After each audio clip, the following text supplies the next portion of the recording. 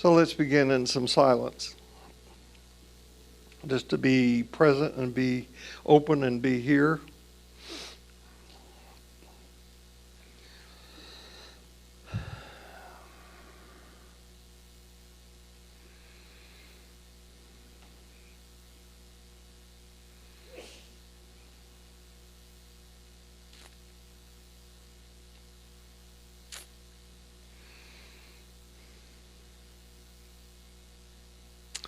So my prayer is that I hope you find that what you're looking for by being here, and that you may have peace and joy. And of course, in this time, we honor the values of love and truth and peace. And we do so with the belief that what we do here benefits all people everywhere. Amen. So no matter who you are, no matter where you are on your spiritual journey, you are welcome here. So, God has put me on this earth to accomplish a number of tasks. And so far, I'm so far behind that I will never die. And I'm beginning to feel that way about this, the way that I've gotten into this teaching about making sacred the already sacred journey. Because I thought that I would begin by telling the myth of Parsifal, which is known in a variety of ways. A lot of research has gone into this, and I thought I would tell it very briefly, and then we would get on with other stuff. And by getting on with other stuff, what I meant and mean is getting on to the inner meaning of the teachings of Jesus and the teaching of the Jesus narrative itself, those two things. We have these myths, like the Parsifal myth, as archetypical stories that guide us and influence us through life. Usually these operate underneath our awareness at the unconscious level, but they're there. They're there in the shadows, and they function very powerfully. Now that's last week's class in a sentence. I think it's obvious to people who are to almost any degree free of tribal loyalties that we need a new story in this country. The leading story on the front page of the New York Times today is one that writes about the two things that are different in American culture that we've never had before, that are leading us into really, really, really dangerous waters as a country. So we need a new story, and the one I want to offer is shaped by the core values that are found in the teachings of Jesus. And those core values, I remind you every week, are love, honesty, and freedom. So since I want somewhat to parse the Grail story in this time today, and next Sunday will be the last Sunday I intend to teach out of the Grail story, let me give a reprise of it. So in the center of time and space, meaning this is an immense story, and you'll find out more about that next week. It's a huge story that has occupied scholars and mythologists for a long time. But in the center of time and space, there lived a king in a castle. He had been mortally wounded. And though his heart still pumped blood, he was virtually dead. He had fallen under an evil spell. He's lost compassion for his people, and so they too go about their lives as if they were in some sort of trance, because they too had lost a sense of purpose. I hope you begin to see parallels in our time and this story. In a cottage in the woods not far from the castle lives a young man with his mother. The father is gone. One day while he's out in the forest, he encounters a bevy of the king's knights riding along the road. He's awestruck by their appearance and wishes to become as one of them. Here, hero worship comes in. Somebody's going to come in and save us. You have good heroes and bad heroes. And eventually, this man whose name is Parsifal, which some scholars think stands for or means the foolish one, begins to make what Joseph Campbell calls the hero's journey, which is something we are each called upon to make. Though we may turn down the invitation, though we may spurn it, grace is always present and available. And if we do accept the hero's journey, it's never finished. So over the objections of his very strict mother, we'll return to this in a moment, he sets off for the castle. When he reaches the castle, however, he is dumbstruck with disappointment because he finds himself in the middle of a wasteland. The king seems to have been mortally wounded. Those in charge to take care of the king move about listlessly, doing nothing about the terrible situation that had befallen them and the king. Parsifal is set out on this journey to become a warrior. Now, warrior energy is not pugilistic fighting energy. I mentioned last week that one of the things that male psychology is useful for is knowing the difference between strength and power. In our culture, we value strength, particularly the strength of redemptive violence, and not power. Right? Those of you who have children know that a 2-month-old baby can be very powerful at 3 o'clock in the morning. Not strong, but powerful. So the warrior energy is used to help the king, and the king energy is about purpose, about why are you here, finding meaning. So Parsifal desperately wants to help his king, but he has no idea how to do so.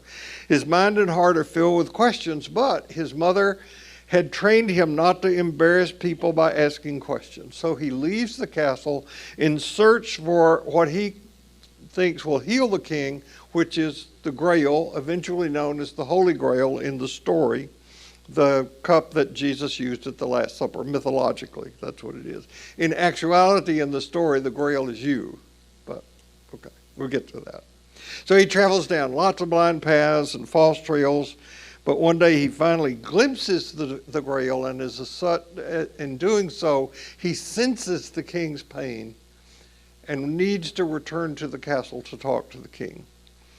By the time he gets there, the king is at death's door, but with compassion in his heart, he kneels beside his monarch, and a question rises to his lips. What ails thee? Where do you hurt? There's a blinding flash, and the spell is broken. The king's health is restored in all the land, and its inhabitants are well.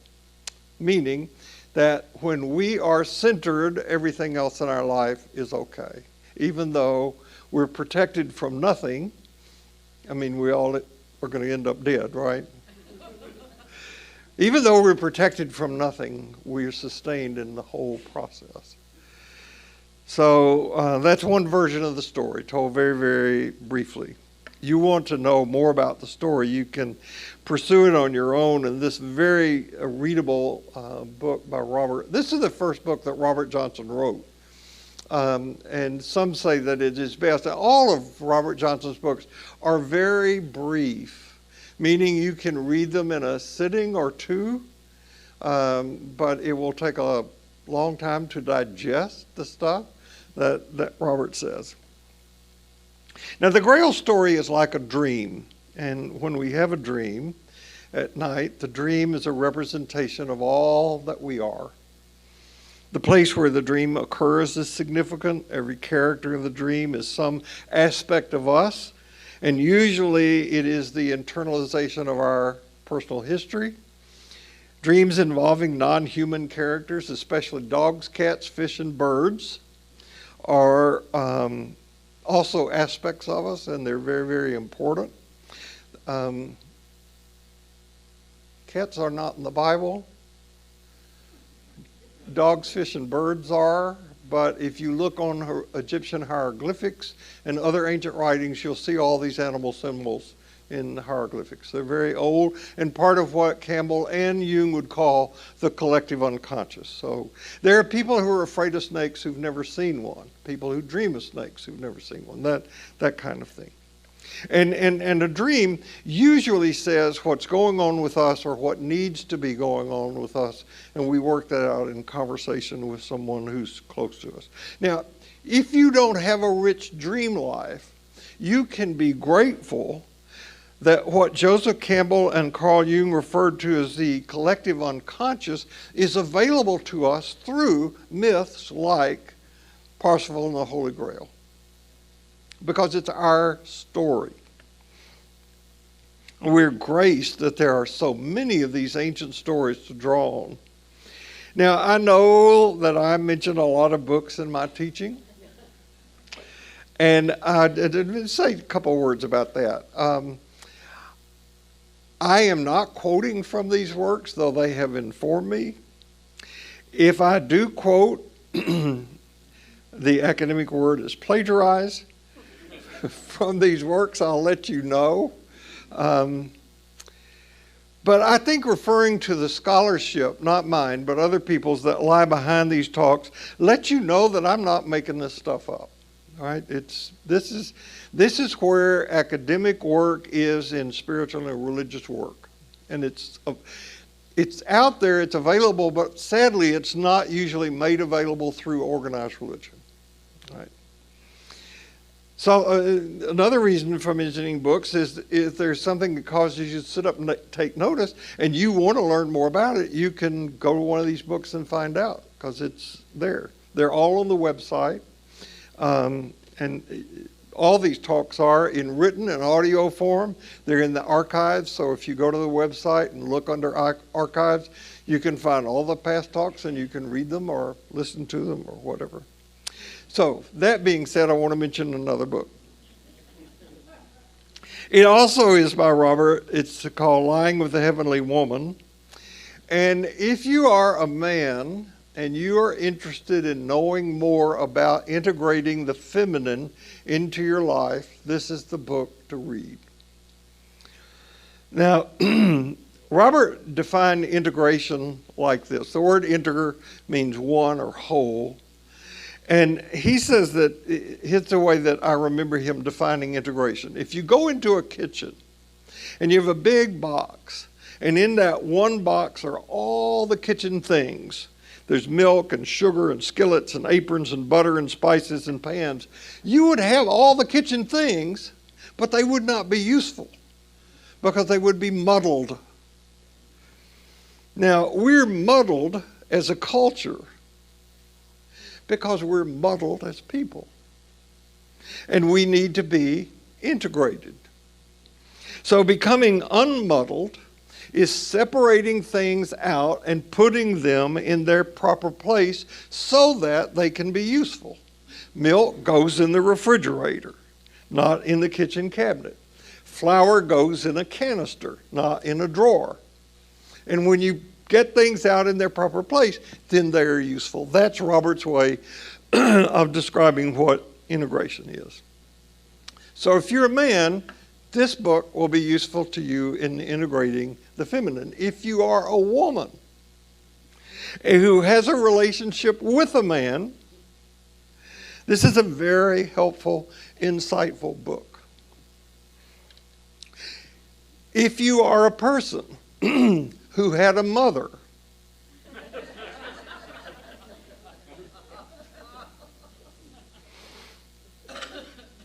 so Parsifal had a mother. And for good reason, she wanted to keep her son safe. She had a husband and two other sons who had been knights, and all of them had been killed pursuing the knightly profession. So clearly, she wanted to protect her only surviving child. So she makes a one-piece homespun garment. Now, where have you heard of a seamless garment before? It's in the Christ story. It's in the crucifixion story. It's in this story. You will also find out that Parsifal, we'll talk more about this next week, but Parsifal comes from Wales, which at the time was a nowhere place. Can any good come out of Nazareth? That kind of story. Parsifal didn't have a daddy. Get the parallels here. So Parsifal's mother wraps him up in this one-piece garment. This is the mother complex in symbolic form.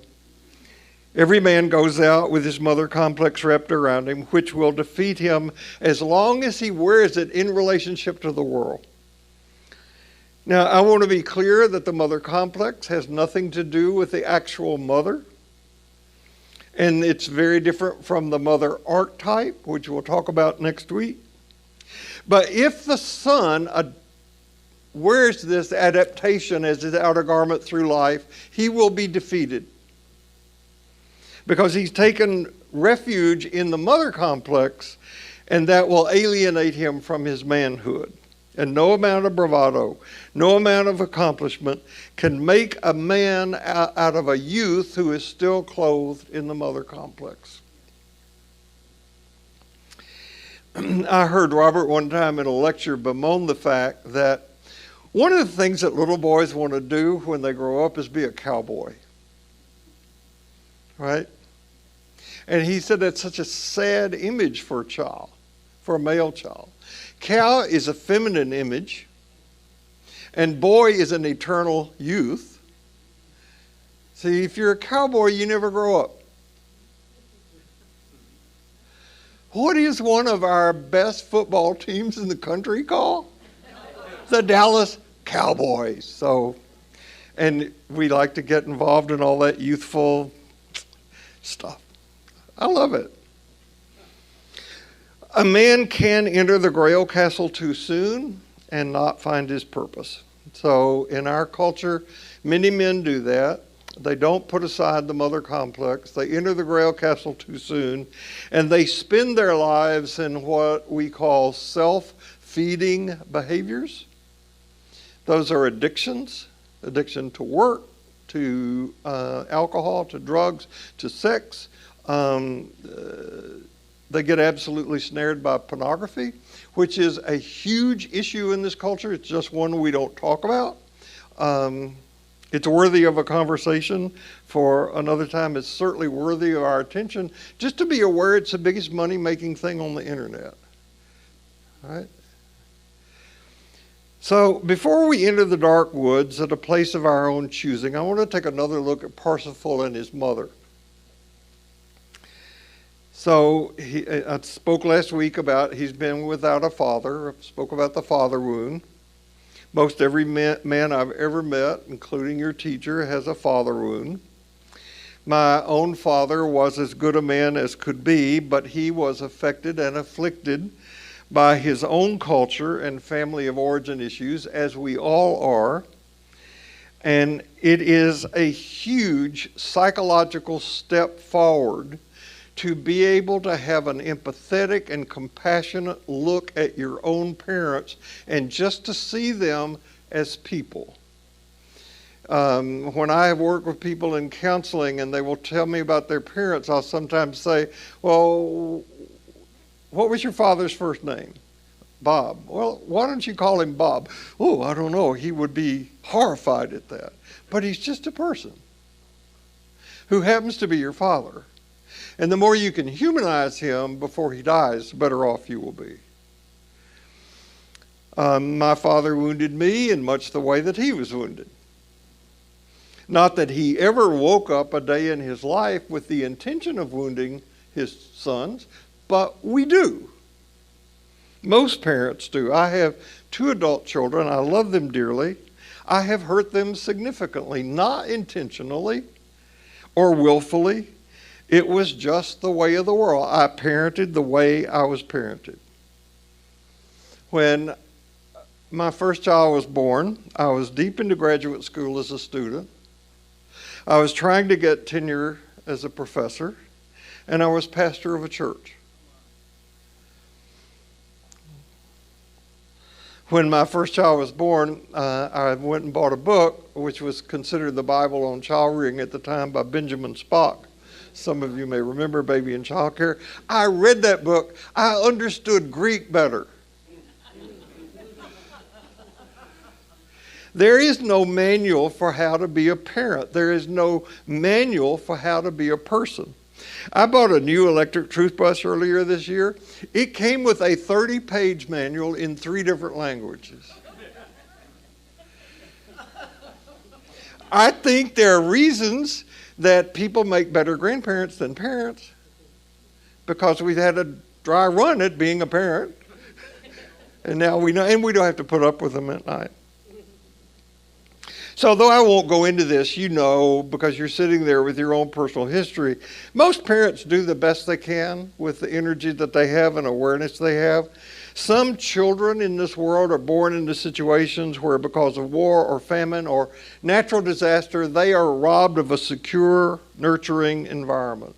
This past 4th of July in Highland Park, Chicago, a 22-year-old male gunman committed a mass shooting, and 2 of the people who were killed were the mother and father of a 4-year-old boy they had taken to that parade today. Suddenly he was without parents. Now, in my psychological training, I had teachers who stressed the importance of trying to find out, getting to know someone who you were seeing for evaluation or counseling, all you could about what he called the 3 B's. And the first of these B's is bonding. What kind of physical or emotional bonding did a child experience growing up, especially in the first 6 years or so? Was it predictable? Was it nurturing? Was it uncertain? Was it painful? Was it precarious? Because these early life experiences affect a child's ability to trust. Okay? And all sorts of factors can influence this. Mother can give birth and then immediately get pregnant with another child. Mother can die in childbirth. Mother can be an alcoholic. Daddy cannot be present. All sorts of things can affect that. Years ago, there was an experiment conducted by the University of Miami Hospital. You know this experiment? In which in the neonatal unit, every other baby who was placed in that unit was put on a different protocol than the other babies. Now, all the babies got excellent treatment, but every other child who was born had every hour a nurse or a nurse practitioner reach through the incubator or into the crib and stroke the baby for 5 minutes. Every hour, 24 hours a day, during the time that they were there. The children who got that stroking, by all the markers that they used to mark the health and well-being of infants, weight gain, breathing, heart rate, all that stuff, these babies did better than the other babies.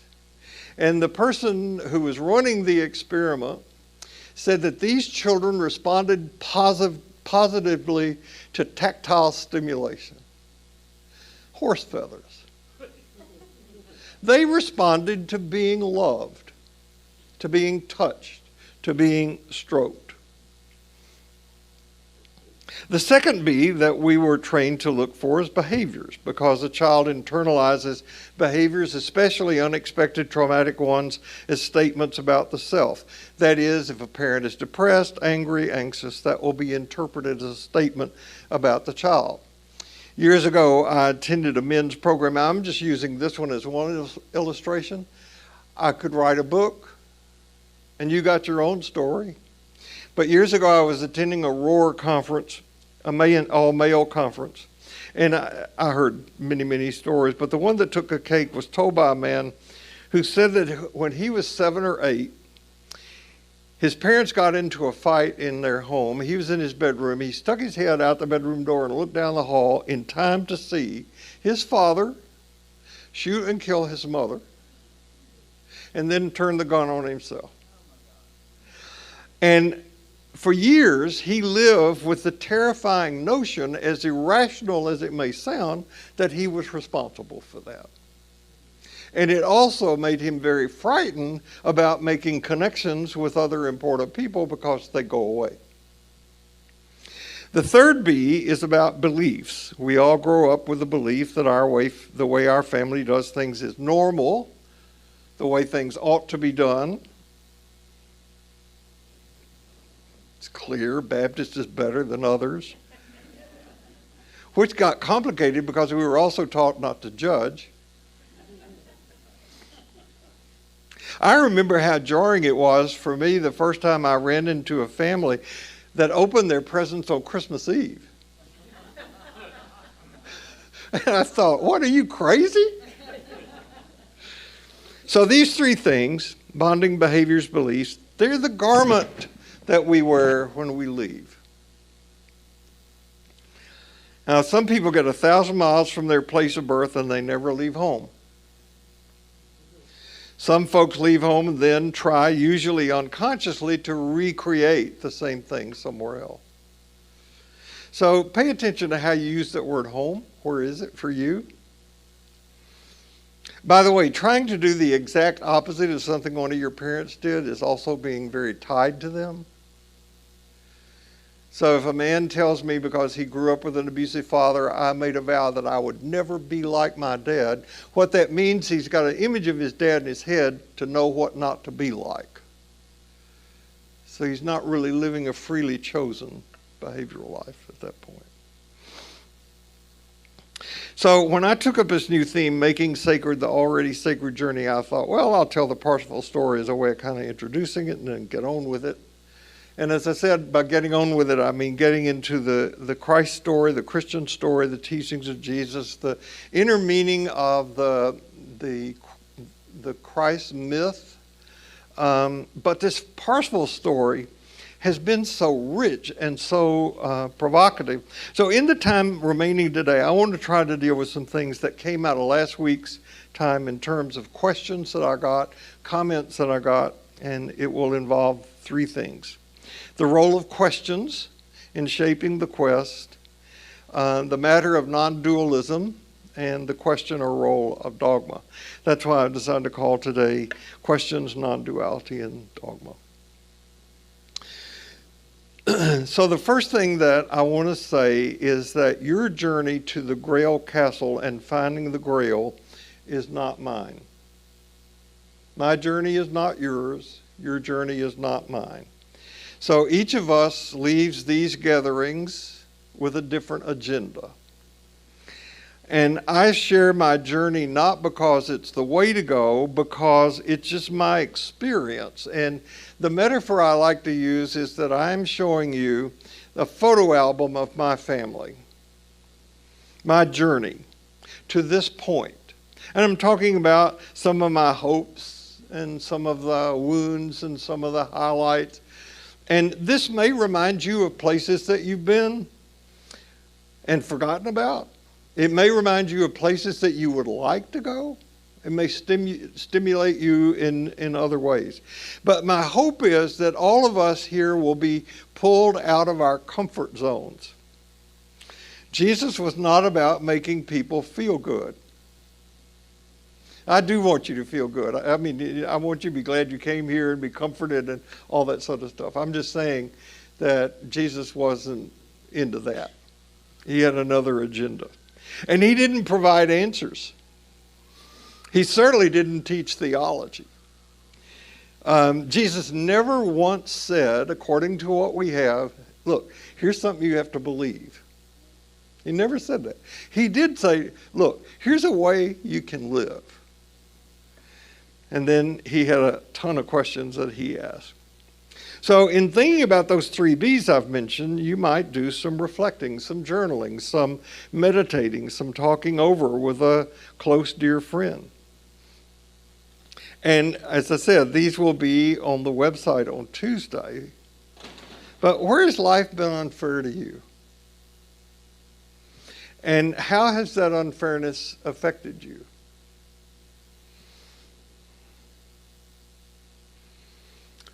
Where have you been especially blessed in life, and what have you done with that blessing?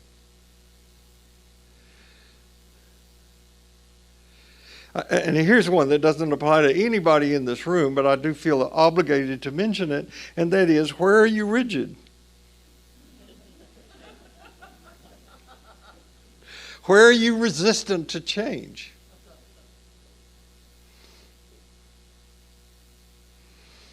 What fears do you have, like Parsifal, that block you from being in the world in the most loving, honestly free way possible? My first spiritual teacher, George, said that if you could get everybody in the world together in one room and give them all sodium pentothal and get them to tell the truth, everybody would say the one thing that's true about them is that we're all afraid of something.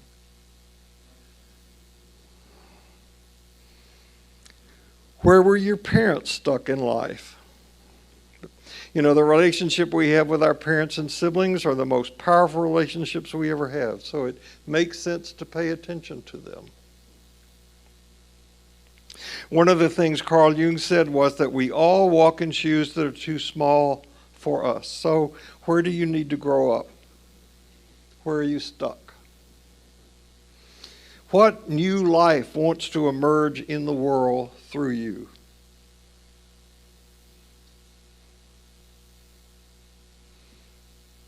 And where are you hurting? I think one of the reasons, not the only one to be sure, but one of the reasons we need to be kind to each other is every person in this room is carrying a heavy burden about something. A fear, a problem, a concern, some combination of all that. Now, we can resist these things. We can say, none of those apply to me. But in doing so, that will lead to an inevitable disaster of one kind or another. Either living above the ground when you're not dead, but you're living a dead life, or not being in touch with the true self.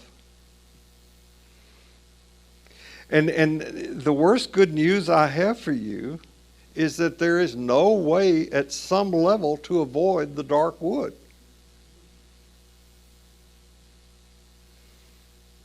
And let's just say one of the models, the one that Ken Wilber uses, has 9 developmental models. You cannot get in an airplane at developmental stage 1 and fly to developmental stage 9. You got to go through each one as it comes along. And each one is the dark night, entering the woods, travail, hard work. It's the way of the journey. Now, I see that as good news because we never finish. There's always more. There's more to do, more to look forward to, more to learn, and that sort of thing. So the issue of questions. Another thing I want to spend some time on very briefly, because it will come up again and again, is the matter of dualism and non-dual mind. I want to say this as clearly as possible. Non-duality cannot be communicated in words. So the words I'm now about to say merely point to the realm of non-duality. They don't contain it. In fact, there is no realm of non-duality to point to. So all truths are paradoxical, all essential truths. For example, we are on a journey to where we already are. Or as St. Teresa of Avila said, you cannot enter a room you are already in.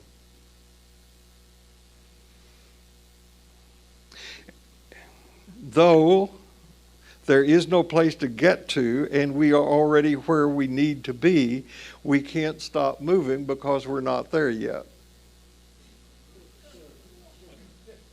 Let me say that again? Nah, you got to. So to put it another way, the journey is our home. Home's not back there, out there, where we are. This place is our home. This is one of the great, great, great teachings of Jesus by word and deed. I've not got a place to lay my head. Home is where my family is you, he said when he was asked. And the line that I got from our ProGolf union analyst, I was lucky enough to meet and do some work with, I just love this. In order to know yourself, you must be known by another. And in order to be known by another, you must know yourself. So becoming aware and being present is difficult because most of the time we're elsewhere. We're not paying attention. We can fall into simplified thinking. We can be the recipients of false assumptions. We can embrace unprovable ideas as facts. I mean, the list of ways not to be present with factuality and truth is long. Perhaps the biggest block to presence and awareness is what spiritual masters refer to as non-dualistic thinking, or refer to as dualistic thinking. Because the nature of dualism is to separate.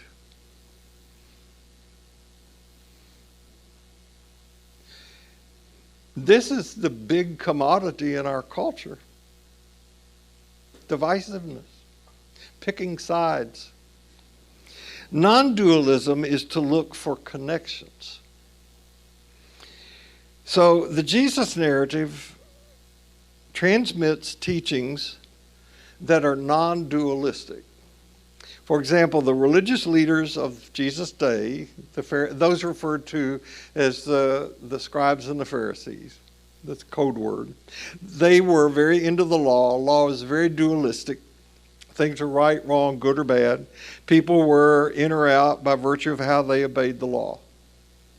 And Jesus comes along and he says, I don't think so. That's important, but I want to add to it. I want to fulfill that with the law of, come on, have we been together so long? And the law of love. I want to fill it up with the law of love. And the law of justice. And the scribes and Pharisees said, hot dog, we never thought of that. Thank you, let's do that. No, they condemned him as being a heretic. Dualism is very seductive because it provides simplistic answers. But these answers come at the expense of greater wisdom and truth, and over time they increase tribalism and intolerance, which is precisely the most vocal aspects of our culture today, both right and left. So powerful people, right and left, use dualistic sound bites to keep their adherents separate, to keep them angry, to keep them energized, keep people fired up by diet of one-sided arguments and examples. And I think that as followers of Jesus, we've got something to add to this. We have wisdom, we have curiosity, we have love, and we have connection.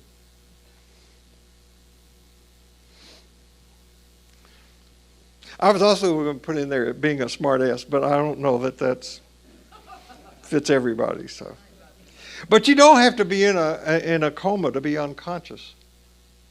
Degrees of unconsciousness run the gamut from being lost in thought to embracing dangerously unconscious ideologies like racism and homophobia. So I want to repeat what I said in here last week. As followers of Jesus, we become more conscious when we let go of the chatter in our heads, are more open to new ideas, take off our ego mask, and are open to the love, truth, and freedom that are already buried in our hearts. We don't have to go get this stuff. It's already there. Now, one of the reasons I am convinced that some people, none of you, don't pursue having a daily spiritual practice is because we don't like to run into how dualistic we are.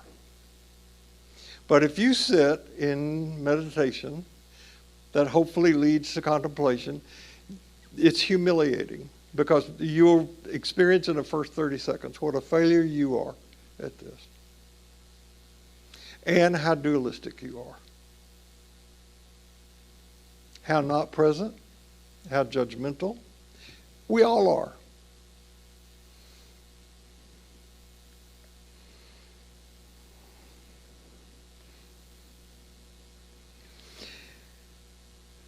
Through dualism, the mind separates, it contrasts, it compares. Through non-dualism, the mind examines the bigger picture. It looks for connections and synergies. Fundamentalists tend to be dualistic. Progressives tend to be non-dualistic. So progressives view fundamentalists as rigid and inflexible, and fundamentalists view progressives as wishy-washy or standing for nothing. Both of those evaluations are dualistic. Now, dualism is helpful. It's really helpful to know the difference between a bed and a bathtub. It's good to know that this building that we're sitting in right now is the result of all types of skills put together by dualistic thinkers. But the teaching that wants to happen in the space is non-dual.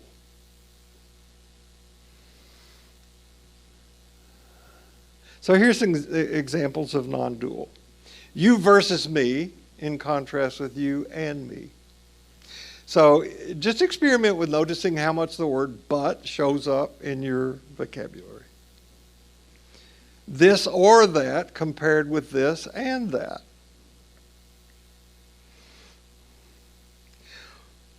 One thing compared with another, one thing is part of another. My mother, high school senior English teacher, had a pet peeve about people using the word compare incorrectly. People say something is compared to something else, and she said, "Oh, you can't say that." She was so rigid. It has to be compared with something. It's a compare, means with. Male or female, male and female. People are threats to each other. People depend on each other. And we're going to return to non-dualism many times along this journey because it is the biggest block to presence and consciousness.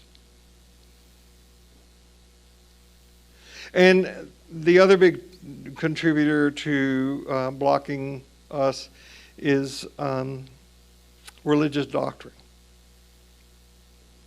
So the one thing I want to end with today is trying to articulate that the journey we're making sacred, the already sacred, is not a religious journey.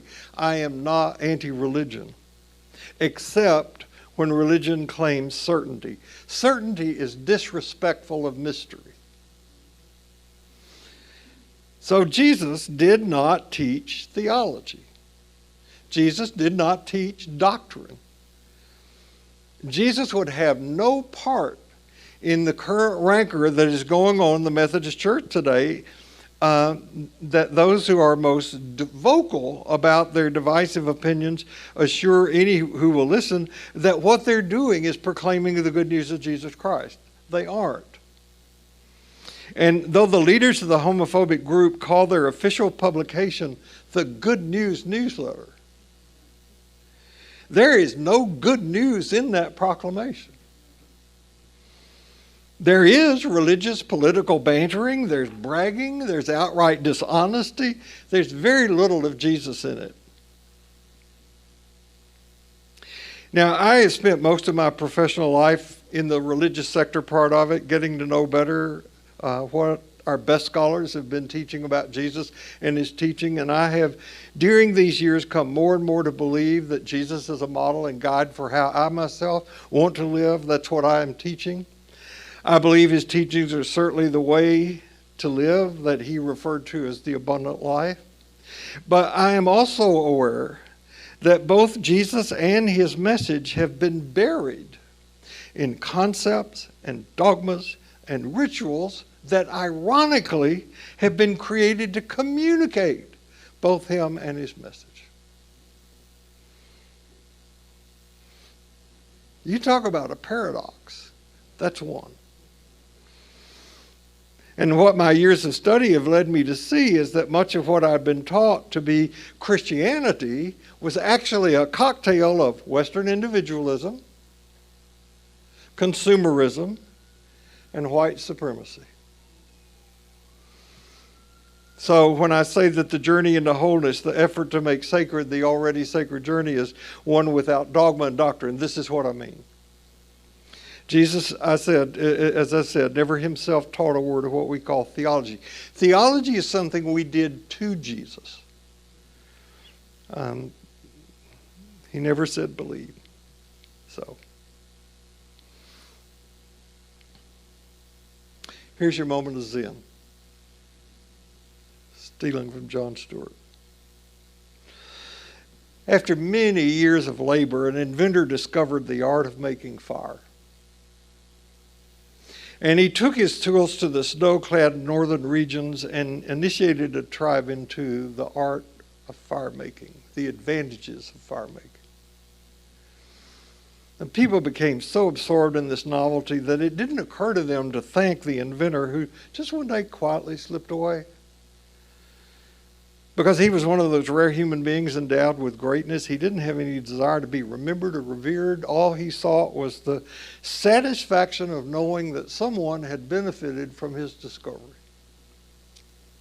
So the next tribe he went to was just as eager to learn as the first, but the local priest became very jealous of the stranger's hold on the people. So they had him assassinated. To ally any suspicion of the crime they'd created, they had a portrait of this great inventor painted and put that on the main altar of the temple. And then they designed a liturgy so that his name would be revered and his memory would be kept alive. And the greatest care was taken that not a single rubric of the liturgy was ever altered or omitted. And they took the tools that he used for making fire and they enshrined them in a golden case with glass that they put on the altar, and any who laid their hands on it with faith were said to be healed. The high priest himself undertook the task of compiling a life of the inventor. And this became the holy book in which the inventor's loving kindness was offered as an example for people to emulate. His glorious deeds were eulogized, his superhuman nature made an article of faith. And the priest made sure that a copy of this book was handed down to future generations while they authoritatively interpreted the meaning of the words and the significance of the inventor's life and death. And if anybody varied from that, they were punished with death or excommunication because they deviated from the church's doctrine. Caught up as they were in these religious tasks, the people completely forgot the art of making fire.